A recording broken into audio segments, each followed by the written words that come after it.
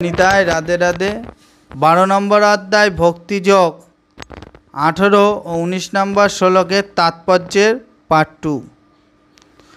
ভক্তের কাছে সবচেয়ে প্রয়োজনীয় কথা হচ্ছে পরমেশ্বর ভগবানের জন্য কথা বলা।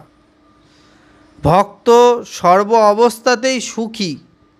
তার ভাগ্যে কখনো অত্যন্ত সুস্বাদু খাবার জুটতে পারে, কখনো নাও জুটতে পারে, কিন্তু তিনি সর্ব অবস্থাতেই সন্তুষ্ট। তার বাসস্থানের কোনো সুযোগ সুবিধার জন্য তিনি কখনো যত্ন করেন না।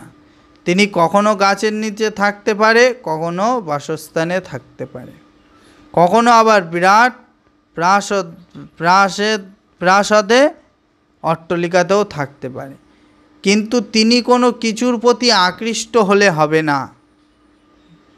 তিনি হচ্ছেন অবিচলিত, কারণ তিনি সত্য সংকল্প ও জ্ঞানী।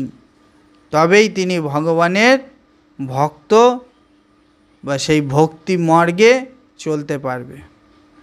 ভক্তের গুণাবলীর বর্ণনায় মাঝে মাঝে পুনরুক্তি দেখা দিতে পারে, কিন্তু এই সমস্ত সদ্গুণ ব্যতীত কখনোই যে শুদ্ধ ভক্ত হওয়া যায় না, সেটি বুঝিয়ে দেওয়ার জন্যই তা করা হয়েছে।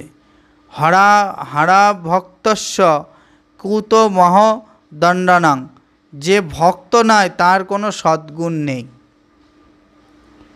যিনি ভক্তরূপে পরিচিত হতে চান তার পক্ষে এই সমস্ত সদ্গুণগুলি অর্জন করা একান্ত কর্তব্য।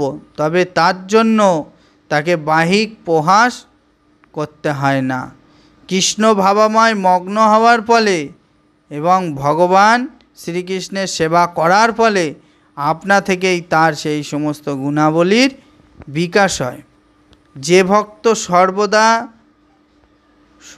সকাল থেকে উঠে ভগবান শ্রীকৃষ্ণের সেবায় নিযুক্ত থাকেন এবং ভগবানের জন্য চিন্তা করেন, সে আপনা থেকেই তার শুদ্ধ ভক্তে হতে পারে এবং তার সেই গুণগুলির বিকাশ ঘটে তার ব্রেনে।